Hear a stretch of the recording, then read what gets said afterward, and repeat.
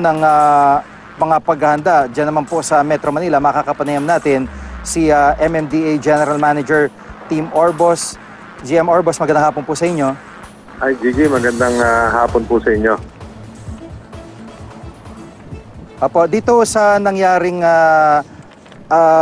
mga paghahanda po ninyo dyan, partikular sa Metro Manila, ay paano po ba? May mga areas kayo na monitor na mabigat pa rin po ang daloy ng traffic sa ngayon? Mabigat po yung palabas ng Metro Manila. Yung Luzon po, mabigat po talaga. Nagsisimula nga ho yung kabigatan niyan, yung mga sakayan dito sa Cubao na kung saan din nagdulot ho ito ng trapiko hanggang hanggang Makati. Ganun ho kabigat yung dami ng sumasakay ngayon sa mga terminal dyan po sa Cubao. So, ang ginawa po namin talagang nagdagdag kami ng mga enforcers dyan para tulungan yung area at piniklear po namin lalo na po dun sa likod na kalye, yung pong Montreal at saka Denver. No? Yan po yung kung nasaan po madami mga illegal vendors at saka mga kolorom na daanan po yan ng mga bus. So, piniklear po namin hanggang ngayon. Apo, dito sa expectation nyo kung hanggang mga kailan po ito ganito kabigat, paano po, hanggang gabi na po ito o hanggang bukas pa ng umaga? Well, based po dun sa karanasan ng last year, sa tulad doon ng mga sinabi ng mga kasama ko po dito, hanggang mamayang gabi o bukas siguro ng umaga, pero hindi na ho tatagal yan. By lunchtime mo, ito, malaki na ho yung gaan. Pero ngayon kabigatan hanggang mamayang gabi. Opo.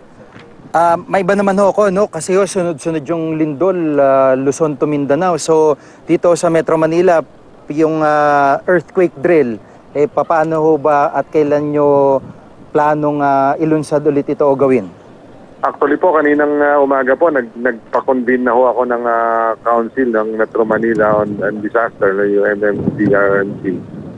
At dyan po, kailangan po natin gawin yun, tama-tama ho. Tapos lumindol pa nga kaninang umaga, tama-tama ho na mag-convene po tayo para number one, makita ho natin yung preparedness ng lahat ng mga local governments and national government agencies dito sa Metro Manila pag ho nagkaroon ng sakuna na ganyan.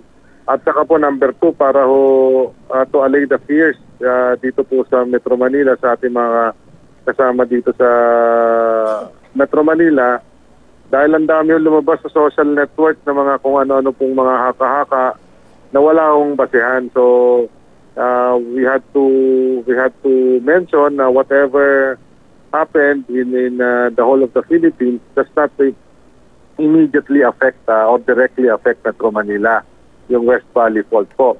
But it's also a good opportunity dahil at least yung awareness natin is converted into a sense of preparedness or the need to prepare. So yan po ang mensahe namin sa ating mga kababayan na paghanda nito. Yung shake drill po natin sa July at isa pong pagbabago sa nakikita po nating shake drill ay yung pagsama po ng mga opisyal ng barangay sa paghahanda, dahil pagka talaga hong tumama sa atin dito, huwag naman sana, yung pong national government will be involved in the calamity on a bigger scale. At dito po sa barangay, they will have to serve as the sense of authority, the seat of authority sa bawat lugar. So, importante po yan. Apo, maraming salamat po sa update at mga impormasyon si MMDA General Manager Tim Orbos. Maraming salamat. Maraming salamat, sir.